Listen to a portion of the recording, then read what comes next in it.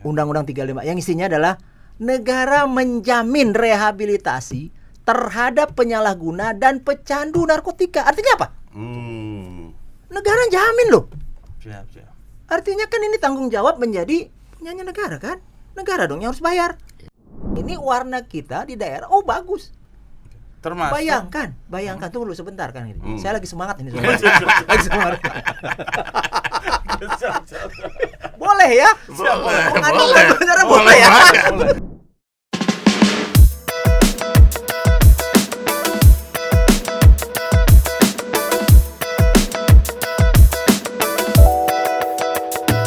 Sobat Adiaksa, dimanapun berada, kembali bersama kita kan selalu ada. Podcast Kejaksaan, menemani semua, hari-hari selalu penuh cinta dan cerita.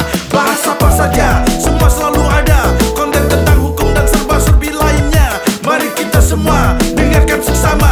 Podcast Kejaksaan selalu ada untuk kita.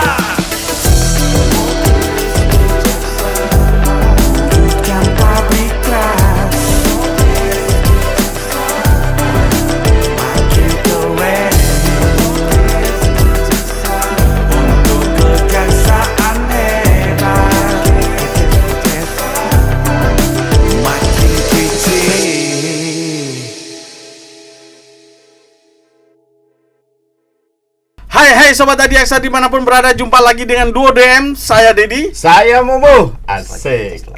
Alhamdulillah. Kembali kita hadir dengan program Bilik Penyuluhan Hukum Kejaksaan Republik Indonesia. Dan kali ini kita kembali menghadirkan salah satu narasumber hebat, Bapak Jenderal Bintang 2. Kalau kemarin kan jenderalnya satu. Sekarang Jenderal Bintang 2. Yang tentunya beliau punya keahlian di bidang narkotika. Wah, gawat ini. Saya bacakan dulu nih. Boleh. Kurikulum vitae beliau nih. Beliau. Beliau ini adalah mantan atase perwakilan kejaksaan di Bangkok. Terus kemudian direktur hukum di BNN. Wih, ngeri nggak? Karu Hukum Kejaksaan Republik Indonesia. Kemudian pernah jadi Kajati di Sulawesi Barat. Betul. Dan terakhir, beliau saat ini Direktur menduduki, narkotika dan zat adiktif lainnya. kita Sambut. tampilkan dan sambut beliau, Bapak Darmawel SHMH. Pak, selamat datang Pak. Ya, terima kasih. Tapi Mas Ded, Siap. kalau manggilnya Pak Darmawel kan Kurang asik. Iya. Izin dulu, Izin. boleh nggak manggil Bang? Apa manggilnya abang atau apa, Pak? Udah. Gini, supaya kita lebih menyatu gitu ya. Lebih bersinergi. Siap. Karena saya orang Padang. Maka panggil udah. Udah. Panggil udah. Udah. Supaya kesannya itu kita berada di tempat yang sama, volume yang sama dan frekuensi yang sama. Berarti Makasih udah Dharma kan? Udah Dharma. Udah Dharma. Udah Dharma Siap. ya? Udah Dharma. Cocok. Oke. Berbicara tentang zat adiktif Ya. dan penyalahgunaan narkoba, tentunya Betul. beliau pasti banyak tahu tentang itu. Ya. Nah, mungkin Pak Dharma, kok Pak Udah, lagi? udah Dharma. Udah Dharma. Kali ini mungkin masyarakat harus tahu persis seperti apa dan perkembangan penyalahgunaan narkoba saat ini tuh begitu tinggi.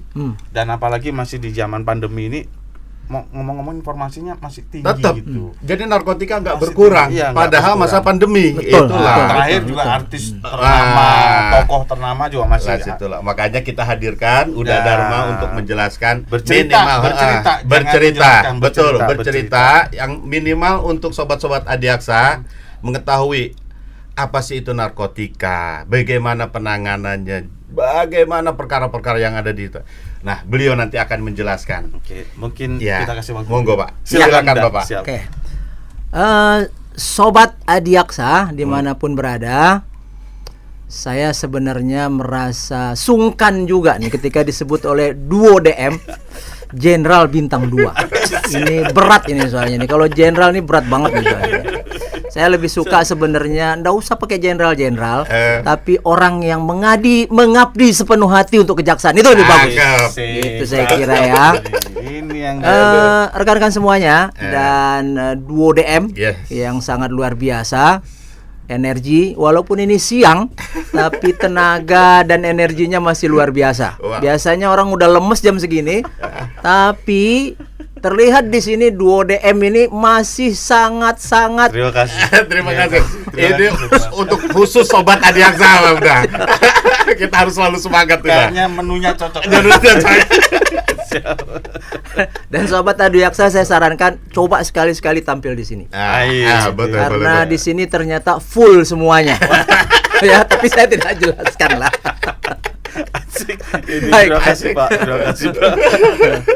Saya ingin membahas dengan sobat-sobat Adiaksa semuanya. Sesungguhnya narkotika ini sejak zaman dulu gitu ya. Zaman Nabi pun sudah ada ini narkotika ini. Cuma bentuknya beda. Nah, narkotika ini digunakan kalau orang zaman dulu tentunya untuk menurunkan permasalahan-permasalahan yang dihadapi, misalnya sedang stres gitu ya. Dan tapi orang dulu digunakan memang untuk kepentingan yang jelas. Positif lah. Positif lah. Jadi artinya dia punya masalah, dia pakai sendiri, tidak mengganggu orang lain. Tapi kalau sekarang kan arahnya sudah beda nih. Apa bedanya? Orang menggunakan narkotika ini tujuannya adalah yang tidak benar. Penyalahgunaannya ada. Misalnya saja dia tahu ada narkotika. Dia tahu juga bahwasanya punya masalah. Tapi kemudian dia pakai narkotika tidak sekedar sampai dia punya masalah. Dia sudah berpikir kalau saya jualan gimana ya? Kalau nanti udah jualan, kalau saya kira-kira kasihkan ke temen awalnya gratis, kemudian nanti saya minta duit gimana ya?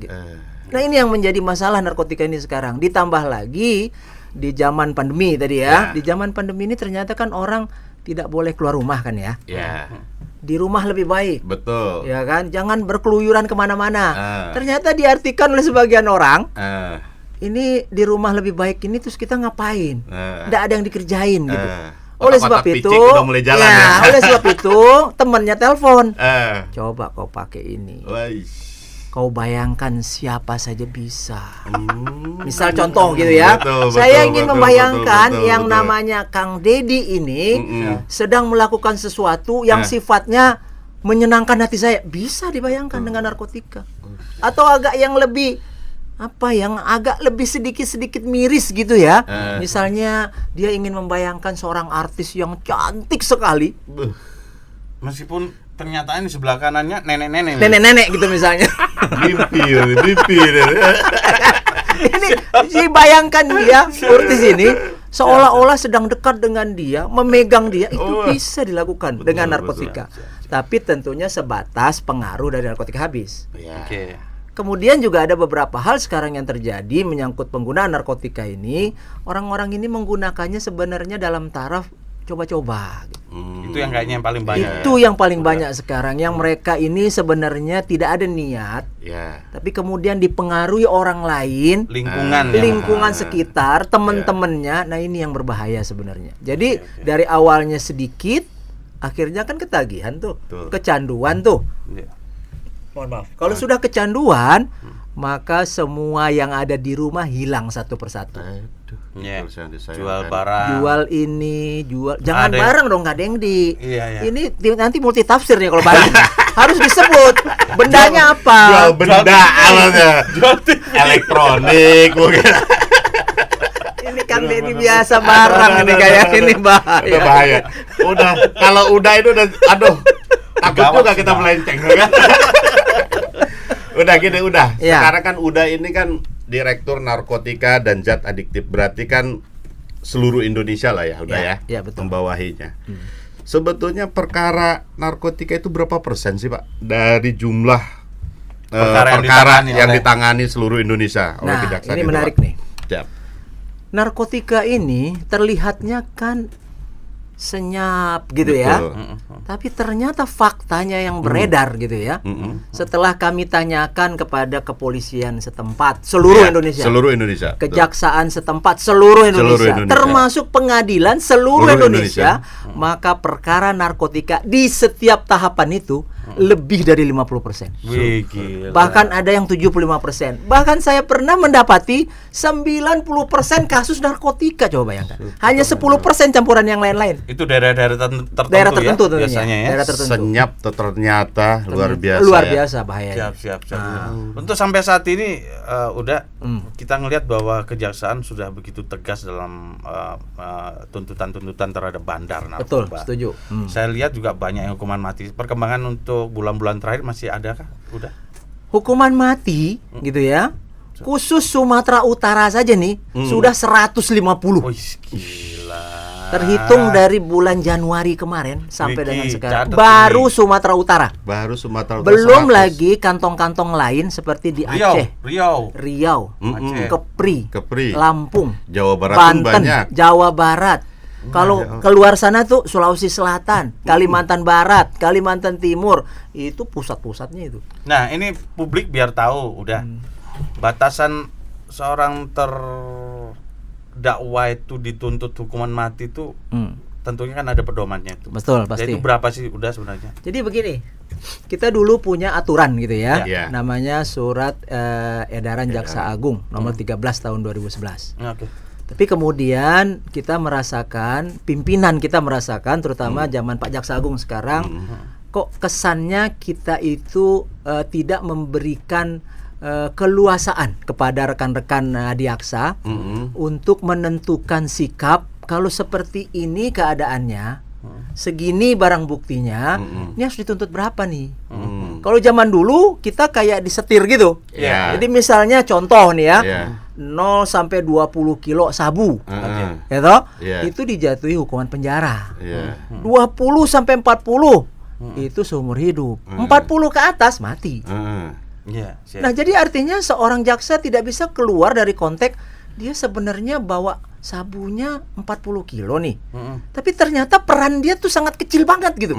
Dia cuman ditelepon dong, tolong jemputin barang ya. Tapi dia enggak tahu barangnya Dia tahu apa. barangnya, ha. Dijebak lah ya. Dijebak lah misalnya. ha. Pada saat seperti itu tentu dia kena dong. Betul. Seumur hidup kan? Seumur hidup. Tapi setelah jaksa melihat lu ternyata peran dia itu bukanlah sesuatu yang besar. Iya. Dia bahkan enggak tahu sama sekali. Ketika dia suruh jemput segala macam, ini kan jadi pertimbangan dong. Iya. Kan kita adalah memberatkan dan meringankan. Iya. Orang yang dimanfaatkan lah ya. Dimanfaatkan lah gitu kan. Nah, akhirnya apa yang terjadi? Akhirnya orang ini ya terpaksa dituntut sekian lah. Iya. Oke. Nah, sekarang pimpinan kita mengeluarkan aturan, terutama zaman Pak Jaksa Agung yang sekarang, diberikan kebebasan kepada jaksa. Oke. Ada itu namanya regulasinya pedoman 03 namanya 2019. Monggo silakan untuk menuntut sesuai hati nuranimu. Hati nurani. Tapi tetap- harus tetap dapat dipertanggungjawabkan. Bertanggungjawabkan. Betul. Tapi ternyata ini bermasalah juga. Oh. Banyaklah terjadi disparitas tuntutan. Iya. Misalnya daerah ini barang buktinya sama, gitu ya. Ini Kenapa kejadian, berbeda? ini kejadian beneran Betul, loh. betul. Kita tidak membandingkan provinsi ini. Yang Iya. kita bandingkan sekarang adalah ternyata dalam satu provinsi, dalam satu wilayah hukum Kejati, barang bukti sama, kok tuntutan antara Kejari A dan Kejari B-nya beda. Berbeda. Nah, terus Itu terjadi gitu. gimana langkah kita ini? Langkah Udah. kita sekarang kita mengeluarkan aturan baru. Iya. Nah, ini nih. Namanya pedoman nomor 11 tahun 2021 masa saya. Oh. yang isinya udah. Isinya tidak akan mungkin lagi terjadi disparitas. Disparitas. Karena kita buat sedemikian rupa dengan kotak, dengan kolom, dengan bahasa-bahasa yang menyerupai semuanya, tetapi masuk kategorinya. Nah, itu nanti tuntutannya jadi jelas. Oh.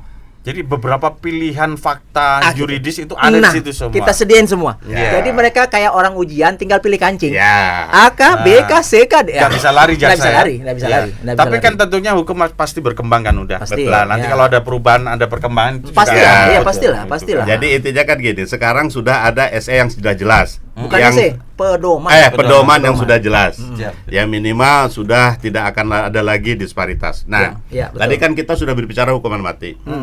Tadi hukuman penjara, hukuman seumur hidup, hukuman mati. Nah, kita sekarang ngebahas yang ini. Kalau itu kan panjang tuh, Iya, Mas. betul. Udah panjang kita ngebahas. Nah, sekarang ini nih Pak, di pertanyaan ini, di masyarakat ini kan banyak pertanyaan tuh, dah. Ya, Katanya kalau artis yang kena itu Pasti pasti direhab. direhab. Ya, Sedangkan ya. masyarakat Apakah kecil, masyarakat kecil susah direhab. Nah, Kita ngebahas ini. tentang rehab deh Dade. Oke, Seru oke. nih kan. Biar masyarakat nih, sobat Adiaksar terutama nih, tidak ke ahlinya kita tanya, apa betul sih rehab itu harus pakai apalagi duit? ada lagi isu pakai duit tadi Betul. itu yang gawat. Gawat itu, Nah, ini. seolah-olah hukum itu adalah tajamnya ke bawah, tumbuh ke Ke atas. atas gitu kan. Ini kita harus jawab nih, mumpung ada sumbernya yang Paling tidak yang nonton podcast kita bukan hanya masyarakat, betul. para kasipidum, Para kasipidum, jaksa, para Nah, jaksa. ini Nah. dengerin nih arahan Uda ini. Arah beliau. Gimana Uda? Silakan, Ya. udah. Pastinya gitu ya, Mm-mm. pastinya godaan terhadap aparat penegak hukum pasti ada. Aparat penegak hukum ini sebenarnya sudah mulai merubah paradigma nih, Mm-mm. gitu ya. Paradigma apa? Paradigma yang kalau selama ini kita lihat orang minta tolong, terutama orang-orang yang katakanlah tidak punya uang, itu kan selalu bahasa keluhan mereka adalah, Pak, kita selalu Pak, berapa kalian punya gitu. Nah, ini yang coba kita bangun sekarang, khususnya pada masa saya sekarang gitu ya. Bisa enggak sih orang-orang miskin kita bantu dengan cara kita melalui proses penegakan hukum gitu. Dan ternyata bisa gitu Tuh, ya. Ternyata menarik bisa. tuh, Sobat Bukan enggak Adiaksa. bisa. Jadi saya ingin sampaikan juga nih sama Sobat Adiaksa nih. Kalau kita berpikirnya diawali dengan bahasa yang tadi, maka 76. ujungnya pasti akan ke sana. Tapi kalau bahasanya adalah saya ingin nolong orang, saya punya agama, saya ikhlas melakukannya. Yakinlah yang namanya rezeki enggak dari sana asalnya. Betul. Iya. Banyak hal yang bisa kita lakukan. Yang penting kita tidak keluar dari koridor hukum. Nah, yang penting tidak keluar dari hukum. Itu yang penting sebenarnya. Ya. Iya. Artinya memang rehabilitasi para pecandu Candu, itu, penyalahguna. itu memang semua pihak bisa mendapatkannya. Nah, makanya kita Nggak ada tanyakan ke Uda disparitas. nih. Emang yang berhak untuk direhab itu siapa? Siapa saja sih, Uda? Oke. Seperti apa dah? Sesungguhnya gitu ya, pernyataan bahwasanya orang bisa direhab atau tidak, itu kita sudah sepakati melalui beberapa regulasi gitu ya.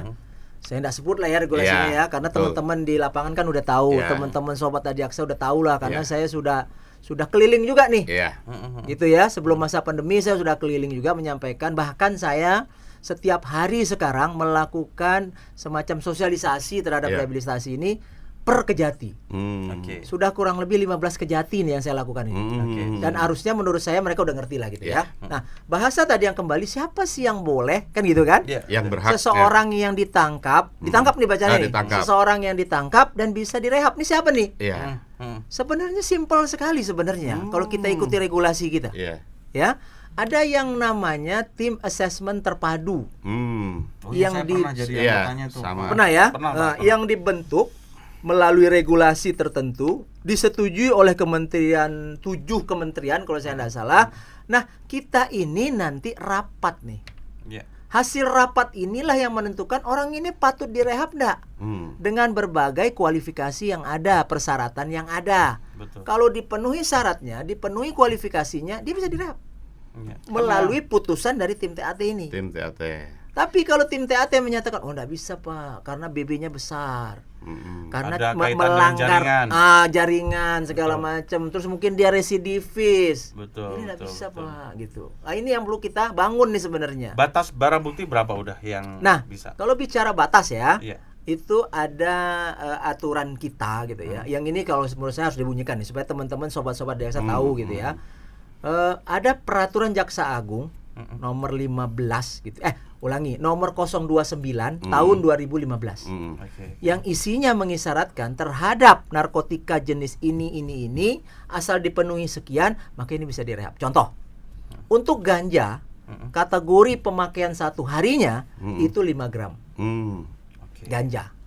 Untuk sabu pemakaian satu harinya, ini ditekankan pemakaian satu hari ya sobat-sobat yang saya, jangan nanti dianggap orang yang misalnya, Pak, kalau dia untuk menjadi simpanan gimana? Stok gimana? Stok, Ini iya. bicaranya lain lagi ya, sobat-sobat yang tuh. saya, jangan disamain. Kita bacaran nih sekarang pemakaian satu hari pada saat ditangkap, berapa yang boleh dia untuk direhab? Iya. Itu bahasanya. Betul. Kembali ke tadi, sabu itu 1 gram. Oke. Ya, Kemudian ekstasi, kita kan mainnya hanya di 3 itu kalau Betul. Indonesia. Iya. Kita morfin jarang, Ya. ya kan? Yang Kokain lain-lain jarang. kokain Kokain jarang. jarang, Nah kita main betul. yang ada aja. Ya. Ganja 5 gram, sabu 1 Satu. gram, ekstasi 8 butir per hari. 8 butir, artinya itu pecandu sudah. Pecandu. Kalau masih 1-2, dia paling-paling cuma geleng-geleng kepala doang gitu kan. Ya. Tapi kalau udah 8 itu udah pecandu tuh. Kalau menurut saya. 8 mah udah muter ke belakang kepala. Nah, tapi kan Sobat Adiaksa juga perlu tahu pada saat itu kan setelah proses ya, Iya. itu di apa istilahnya pakai tim TAT, Tim TAT. tim assessment itu yang dinilai. Ya, betul. Nah, langkah masyarakat pada saat ditangkap berarti kan yang mengambil langkah itu kan kalau nggak orang tuanya berarti walinya lah. Seperti apa Pak tindakannya nih? Langkahnya. Langkahnya. Jadi gini. Anak saya ini korban kok bukan pengedar atau bukan Iya. apa? Saya pengen direhab gitu loh. Gimana Nah, Pak? jadi gini. Nah, ini agak salah dalam menafsirkan nih. Ya. Mas Momo agak salah, agak keluar jalur nih. Agak Tapi keluar wajar jalur. lah ya. Wajar kan betul. kita sama-sama belajar nih. Betul. Jadi rehab itu Sobat Adiaksa ada 2 kategorinya. Nah, Rehab itu. proses hukum, Ya. rehab sukarela. Nah, Nah, ini. kalau ada orang tua yang sadar anak Nemuin saya anaknya. kena nih. Iya. Saya mau dong direhab. Itu sukarela namanya. Itu Kalau info untuk dia- Sobat Adiaksa begitu jadi Iya. Pak. Nah, jadi rehab itu ada 2 ya. Ada 2. Sukarela dan Proses hukum. hukum. Nah, siap. Sukarela orang tuanya boleh nganterin dia ke kantor polisi boleh. Ke kantor BNN. kejaksaan Boleh. boleh, ke kantor BNN boleh dengan mengatakan Pak tolong anak saya direhab. Artinya secara aturan hukum undang-undang nih yang bicara Iya. ya, kalau orang itu datang untuk minta direhab maka dia tidak boleh dihukum. Itu dia tuh dalam Permenkes Tidak, nomor di dalam 4. Undang-Undang 35 2009 Oke. tentang narkotika. Oke. Itu ada. Nah, Ada ya? bukan karena dia datang minta direhab karena ditangkap Oh, ya. bukan. Sukarela. Bukan. Betul. Bukan. Jadi ini kita harus luruskan. luruskan Tapi betul. pertanyaan saya, ada nggak orang tua yang begitu sekarang? Ada? Ada ya, Pak? Ada. Oh, ada ya. Ada.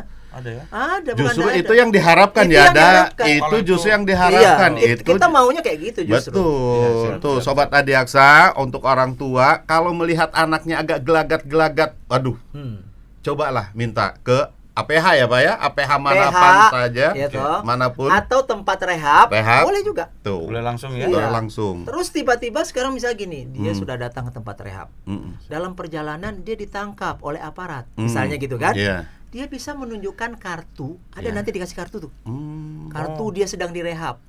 Oke, Mak, oke. saya lagi direhab. Dia enggak boleh diapa-apain. tuh. Nah, Gitu. Itu sukarela loh. Itu Sukarela. sangat bermanfaat Nah, itu Sobat sebentar, Adiaksa. Bu. Jadi, Pak, Eh. sekarang kalau umpama ini Hmm. mereka datangnya ke kantor kejaksaan. Oke. Lah administrasi kita apa, Pak? Enggak ada. Nggak ada, Pak. Karena dia kan akan direhab kan? Dia Kita cuma datang- ngantar saja. Ngantar saja. Oh. Jadi misalnya di mana tempat rehab ya di sini ya? BNN punya. Mm-mm. Antarkan ke BNN.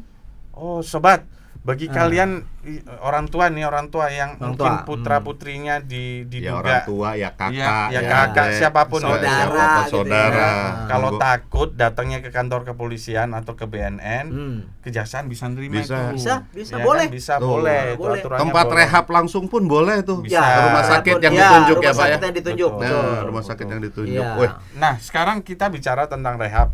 Udah. Kalau sudah mereka itu diputus, ada nggak sih rehab yang keberlangsungannya setelah dia putus, terus kemudian dia direhab, terus ada nggak langkah-langkah kejaksaan dalam memantau rehabilitasi yang bersangkutan? berarti ini rehab yang sudah proses ada hukum, proses ya. Iya, hukum proses nih. hukum, proses Nah, hukum. ini rehab yang proses Udah hukum putus, nih. terus kemudian dia udah dieksekusi, terus dia diputus rehab. Nah, batas waktu kita untuk tetap mantau perilaku yang bersangkutan sampai kapan udah? Oke. Menyusul sampai kapan? Saya minum dulu ya. Ya. Soalnya Boleh, asap, boleh, asapnya boleh. udah habis. Ya, udah. Asapnya udah habis misalnya. Iya, ya dong. Wah, ini manis kayak orangnya. Ya. Biasa 2 DM. Iya. Yang manis Marcel maksudnya. Itu GR ngomong. Bukan, diabetes melurus. Iya. Menyambung cerita Kang Deddy tadi ya. Sebenarnya kalau saya lebih setuju kita tidak langsung di belakang dulu. Apa sih peran jaksa? Itu yang penting sebenarnya. Oh ya. Oke. Saya kepengennya itu sobat-sobat Adiaksa itu ya punya peran yang sangat penting tuh. Selama ini yang saya rasakan gitu ya, seolah-olah, dan ini pengakuan masyarakat nih. Ketika saya bertanya, menurut Anda siapa sih yang penting dalam penanganan perkara rehabilitasi? Mereka katakan kepolisian dong Pak, karena kan kepolisian yang nangkep, gitu toh? Ya, betul. Terus siapa lagi? Hakim dong Pak, kan hakim yang mutus. mutus. Jaksa di mana? Ya kejaksaan kan cuma nerusin gitu aja. Nah, Iya. Ini yang salah ini. ini nih saya bilang kan, ini kok putus jadinya. Ya, betul. Iya kan? Jadi peran kita tuh nggak kelihatan ternyata. Padahal kita Padahal sentral. justru kita Yang lah di yang tengah-tengah, menentukan. sentral. Ini sekarang yang lagi saya upayakan. Bisa nggak jaksa tuh terlihat punya peran penting? Dan itu yang kami sepakati sekarang dengan Pak Jampidum. Pak, kita harus mulai menunjukkan jaksa itu dominus litis, Pak. Kalau dulu kan kita bicaranya under par, gitu kan? Dulu ya. Sekarang itu sudah agak beralih, bukan tidak terpakai. Karena itu kan jaksa satu dan tidak terpisahkan, gitu kan? Asas itu, Azas itu kan. Nah, sekarang dominus litis kita hidupkan. Ternyata bisa tuh. Dulu waktu saya di BNN, saya kan coba hidupkan rehabilitasi nih. Tapi ketika teman-teman penyidik maju ke kejaksaan, terus jaksanya bilang, oh ini tidak bisa, petunjuk saya seperti ini harus dipenuhi. Saya mikir, berarti jaksa ini penting ya. Dia yang menentukan nih, bahwasanya kasus ini bisa jalan apa endaknya gitu. Akhirnya sekarang ini saya hidupkan di sini dan jalan.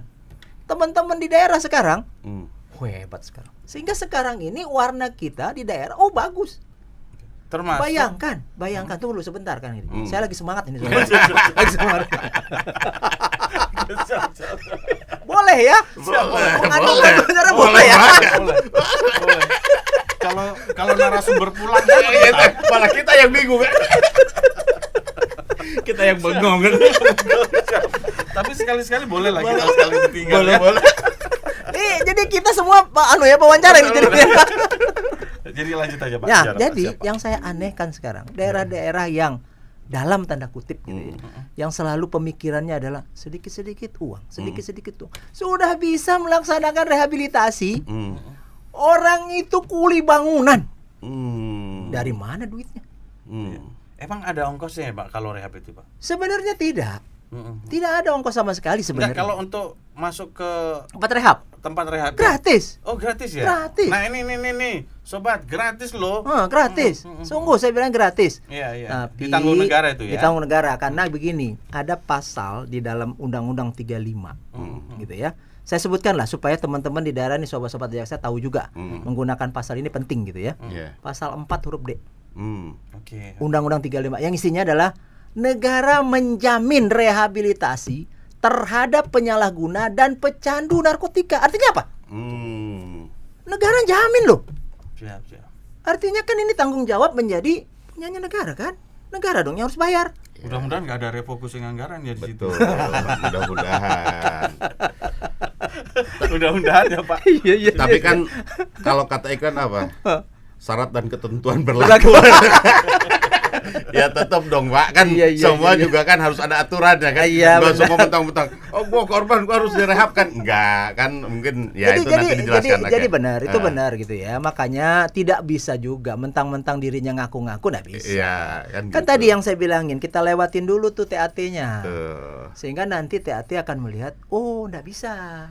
Oh bisa. Nah, udah gimana? Nah, kita bicara khusus tentang rehab nih sekarang ya. Ya. Nah, sejak udah ini gimana nih? Sudah berjalan berapa persen kira-kira? Mungkin presentasi, tapi mungkin udah zaman sekarang zaman pandemi ya udah ya. Pandemi mungkin belum maksimal juga ya, belum, ya. betul. Tapi dengan belum maksimalnya pun program kita ini ya minimal mengutamakan rehab daripada penjara lah ya sekarang ya. Betul. Terutama untuk korban ya. Ya. Sudah berapa persen dah? Sebelum saya jawab persen, saya ingin gambarkan dulu kayak gini. Nah, ini senangnya Ini muda kan begini. di lapas itu sekarang. Siap. Lapas seluruh Indonesia nih saya bicara. Perkara yang terbanyak kan narkoba kan. Ya, betul. Saya bisa berani bilang pokoknya di atas 50% deh. Ada 50, 60, 70, 90 gitu ya. Dan semuanya naik kelas, Dak. Dan semua naik kelas, betul. Semua naik kelas, benar. Itu saya bukan berarti meanukan teman-teman di lapas gitu ya. Tapi hampir rata-rata seperti apa yang diomongin, Mereka semua naik kelas. Bahkan naik kelas itu dari S1, S2, S3 gitu dia. Bukan dari SD, SMP, SMA loh. S1, S2, S3 gitu kan. Produksi akhirnya jadi direktur di situ. Ya, ngeri juga ya. Nah, hebatnya gitu ya. Dari 70% berkas perkara yang masuk ke lapas tadi itu gitu ya. Itu kalau kita lakukan survei lagi gitu ya secara teliti, bahkan BNN sering melakukan itu hampir gitu ya 90%-nya atau di bawah 90% lah, di atas 50% itu adalah persoalan penyalahguna di dalamnya. Jadi Yang seharusnya bisa diselesaikan dengan rehab. Jadi kategori yang sebenarnya bandar, kurir, pengedar itu cuma 10%. Gitu, Justru nggak yang banyak. sekarang banyak masuk di dalam itu yang seharusnya direhab. Direhab sebetulnya. harusnya. Nah, kenapa itu terjadi? Pertanyaan kan begitu kan? Kenapa itu terjadi? Karena memang disinilah letaknya. Jaksa bisa nggak sih mengarahkan teman-teman penyidik gitu ya untuk kira-kira nih kalau orang kayak begini nih harusnya masuk kemana nih? Gitu. Nah, ini yang terjadi sekarang. Sehingga apa yang terjadi? Penerapan pasal yang kita gunakan sampai dengan hari ini itu nuansanya pemenjaraan. Nah, ini nih yang harus kita perbaiki sekarang nih gitu.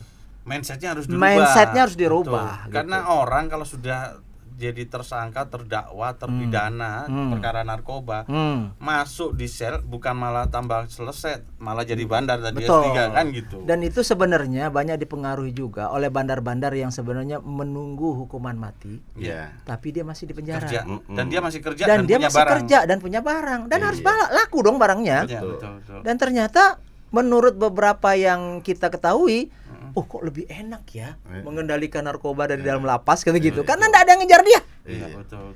Jadi kesannya itu adalah, lebih bagus saya masuk penjara aja gitu kan. Saya bisa melakukan sesuatu. Dan hebatnya, sekarang ini kan ada penangkapan nih, terbaru loh ya. 1,2 ton sabu. Oh, iya. 1,2 ton. 1,2 kontainer. ton sabu. Duitnya berapa itu ya? Itu ternyata pengendalinya dari lapas loh. Itu sampai tahapan itu. Hah? Udah. Sekarang kalau saya tidak salah itu sudah mau kita tahap 2 kan. Oke, itu dari Mabes atau Dari Mabes. Mabes ya? Luar Itu sobat. biasa. Kemudian ada lagi Mabes juga kalau saya boleh bilang gitu ya. 2,4 ton. Wah, tontonan Sobat Sabu Adiaksa juga, tuh, sabu pandemi tidak mengurangi kejahatan Iya, narkotika. enggak. Kan bro, sekarang pelaku pakai masker semua. Iya. Terus orang jarang keluar, nyelundupin gampang, mungkin gitu kali udah Bisa ya. jadi. Seperti itu Dan kan? sekarang hebatnya karena sarana transportasi sudah sedemikian mudah, pandemi ini jadi masalah, mereka beli barang pakai sarana online loh. Misal contoh gitu ya, ada kejadian narkobanya itu cair, Iya. masukin vape, Ih, rokok elektrik, Iya. itu pakai betul. sarana online. Waduh. Nganterinnya. Jadi artinya sekarang ini orang itu tidak berpikir, waduh, kalau pandemi saya ngapain ya? Oh enggak, lebih Lebih kreatif. lebih kreatif. Ada ya udah perkara yang sudah yang katanya dalam proses pidana yang menggunakan sarana online itu udah. Banyak. Oh banyak ya? Terus sarana pengiriman melalui pos juga banyak sekarang ini. Bahkan mereka enggak tanggung-tanggung belinya dari luar negeri loh. Saya enggak perlu sebut jauh-jauh lah. Itu artis yang ketangkap yang satu itu belinya dari Amerika tuh. Kok lolos ya? Gitu bahasanya kan. Yang artis yang mana itu udah? Oh enggak boleh disebut. Salah kita kalau disebut. Ini kan masih Di podcast gak boleh bilang merek. enggak boleh merek, iya. Tit. Ada kan presumption of innocent. Praduga tak bersalah. Enggak Bersalah. boleh kita sebut. Kalau gitu pakai inisial udah. Jangan. Kan boleh. Udah jangan. Tadi yang saya menarik ini gini dong, Mas Ded. 50%. Oh yang pasangan suami istri itu. 50% yang ada di lapas itu seharusnya bisa dilakukan Ya, rehab. betul. Setuju. Berarti kan selama ini entah mungkin apa ya saya ngomongnya, apa ada yang salah atau emang saya sih pikir mungkin bukan salah ya Daya. Ya. Tapi mungkin kurang pengetahuan atau kurang sosialisasi. Nah, ke depannya apakah kita nih menurut Uda nih kita ini yang dibenahi dari pihak penegak hukumnya kah atau peran Regulasinya. masyarakat gitu loh. Oke. Gitu loh dah. Sip. Pertama tentunya kalau saya lihat contoh-contoh yang lalu ya, pola atau mindset dari aparat ini memang harus kita rubah. Kan kita dapat pelajarannya kan di diklat-diklat kan pemenjaraan saja. Ya. Yang namanya restoratif justice itu kan baru kan. Ya. Yang namanya orang ini tidak harus dihukum kayak begini dan lain sebagainya. Ini kan sesuatu yang baru sebenarnya. Walaupun saya katakan undang-undangnya 2009 itu udah ada sebenarnya gitu. Tapi enggak jalan. Karena mungkin pola pikirnya belum kita rubah. Masih Supaya menghukum aja senangnya. Terus kan bahasanya kan lebih mudah menghukum. Bahasa yang lainnya adalah ya gimana Pak, susah Pak, tempat rehab kan enggak banyak, cuman sedikit kayak Jakarta nih misalnya nih, tempat rehabnya kan jauh di Lido Sukabumi. Betul. Nah ini jadi alasan nih sama aparat, itu nganterin ke situ Pak, uangnya enggak ada segala macem gitu. Tapi kalau masuk penjara udah lapas cuma di sebelah kantor gitu kan, tinggal masukin. Ini yang harus kita rubah paradigma ini. Tapi saya lebih setuju kalau paradigma ini bukan yang dirubah itunya, tapi masyarakat kita yang mulai menyadari, jangan sampai ditangkap dulu. Betul.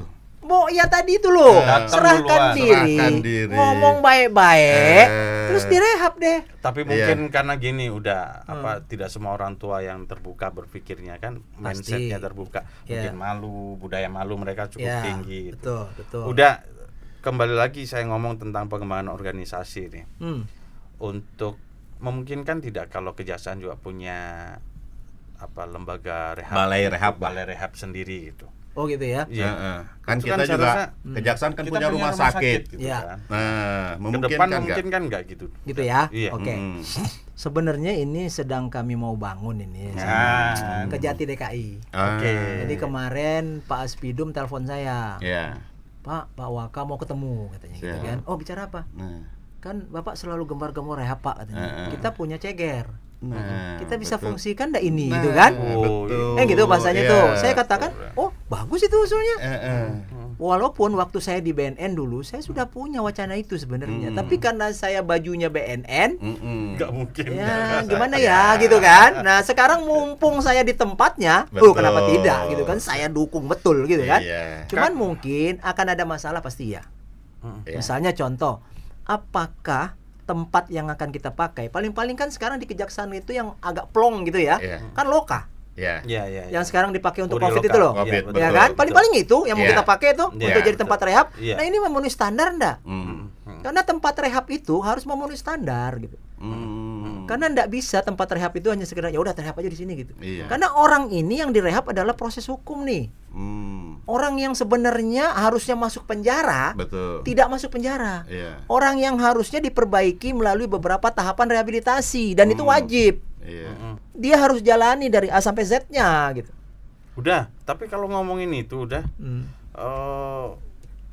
sekarang itu kan masyarakat jadi kalau ngomong banyak yang nggak sadar bahwa rehabilitasi itu sebenarnya bisa dan banyak kemungkinan bisanya gitu. Nah, sebenarnya kan karena terbatas tempat rehabnya itu juga berpengaruh gitu. Kalau banyak sekali tempat rehab yang bisa menghandle itu, tentu masyarakat juga akan lebih mudah akses kepada publik itu besar terbuka. Apakah tidak semua rumah sakit negeri gitu yang punya pemerintah itu bisa menerima kalau rehab? Sekarang itu panti gitu rehab kan? hanya di Lido atau ada tempat lain, ada tempat lain. Atau lembaga-lembaga yang di luar itu, Pak? Ada. Sebenarnya gini. Kelemahan kita sepertinya gitu ya, kita tidak mendapat informasi utuh gitu ya. Saya beruntung pernah di BNN sehingga saya tahu informasi apa sih yang harusnya disebar gitu kan. Nah, sekarang ini saya lagi buat surat Pak Jampidum yang sudah saya luncurkan gitu. Kalau saya tidak salah, nanti sobat-sobat Adiaksa coba cek deh ya. Nomor suratnya itu 1589 tertanggal 22 Juli 2021. Itu sengaja kita tanggali itu supaya ini menjadi momentum. Ya, milestone yang bahwasanya kita mulai ini beralih kepada rehabilitasi. Jadi sekarang ini harapan saya nih selaku Direktur Narkotika, teman-teman sobat-sobat Adiaksa, kita punya RJ, kita punya rehabilitasi juga. Gitu. Artinya program ini adalah program yang memang dari penegak hukum kepada masyarakat gitu. Bagaimana kita bisa memperlihatkan bahwasanya jaksa itu bisa ini loh gitu. Jaksa itu perannya kayak gini loh gitu. Nah, ini yang coba kita lakukan gitu ya.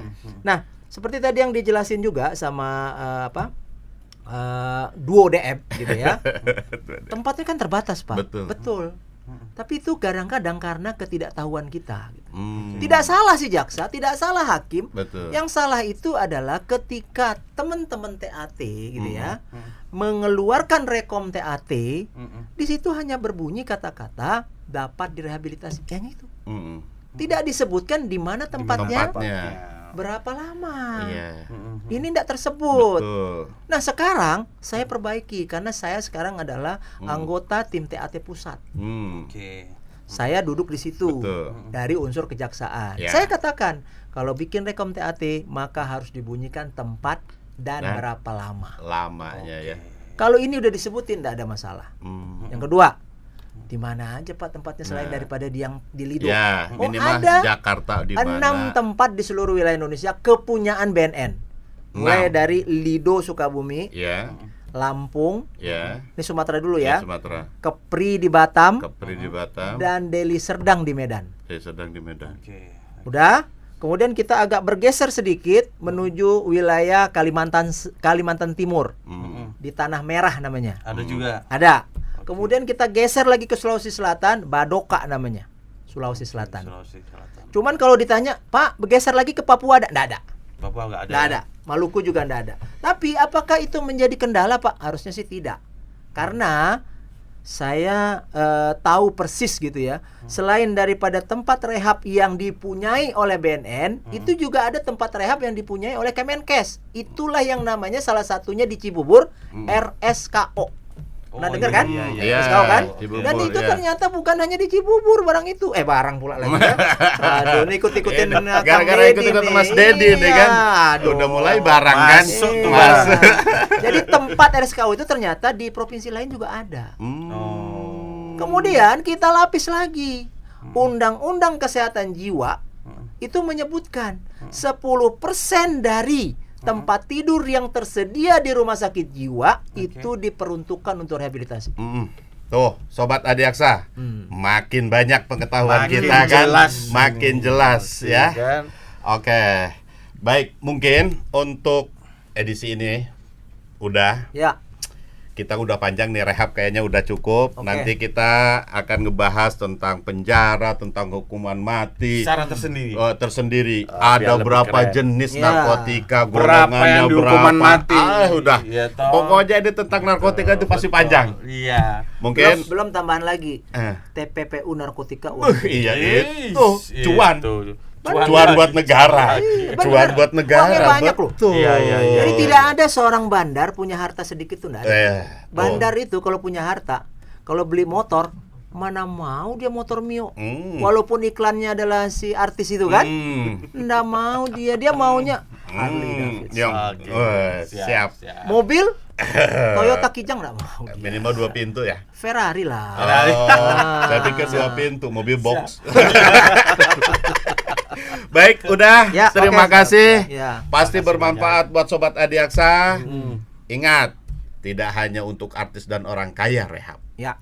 Jadi, tidak ada hukum yang tajam ke bawah, tumbuh ke atas itu tidak ada. No. Semuanya sudah dijelaskan secara gamblang, secara jelas. Sobat Adiaksa pasti akan apa ya istilahnya tuh ya nanti mengertilah manfaatnya kan. Mau yang jelas Siap. episode 9 ini luar biasa. Luar biasa. Luar biasa. Pasti banyak yang nonton. Pasti, insya Allah. Karena sangat bermanfaat dan teman-teman Sobat Adiaksa dimanapun berada, jangan lupa bilik penyuluhan hukum Puspenkum akan selalu eksis. Ya. Tapi kita tadi tuh harus ini Pak, udah. Karena kita udah banyakin ngomong barang ini. Kita harus menebus dosa.